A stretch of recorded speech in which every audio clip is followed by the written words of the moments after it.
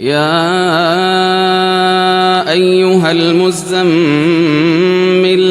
قم الليل إلا قليلا نصفه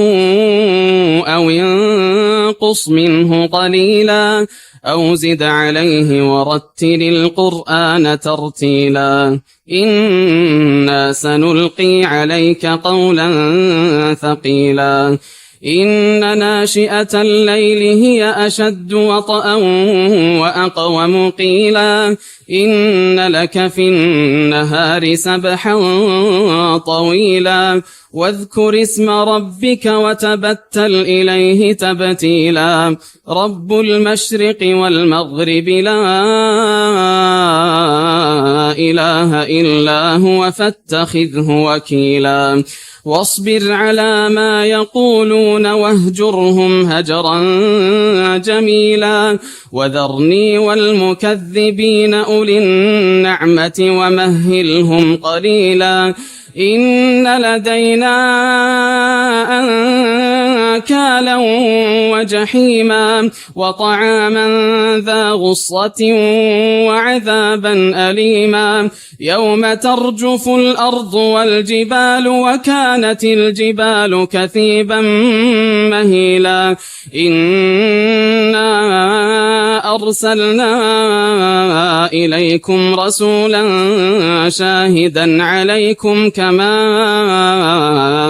أرسلنا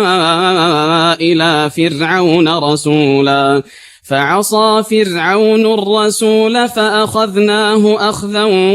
وبيلا فكيف تتقون إن كفرتم يوما يجعل الولدان شيبا السماء منفطر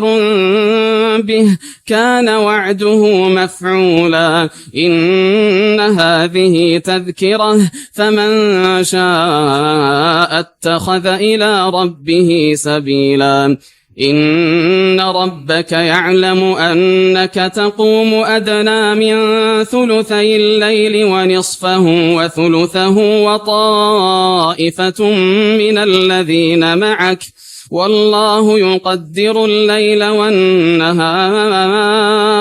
علم أن لن تحصوه فتاب عليكم فقرؤوا ما تيسر من القرآن علم أن سيكون منكم مرضى وآخرون يضربون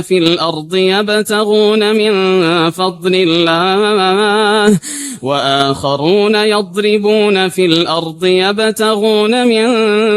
فضل الله وآخرون يقاتلون في سبيل الله فاقرؤوا ما تيسر منه وأقيموا الصلاة وآتوا الزكاة وأقرضوا الله قرضا حسنا وما تقدموا لأنفسكم من خير تجدوه عند الله هو خيرا وأعظم أجرا واستغفروا الله إن الله غفور رحيم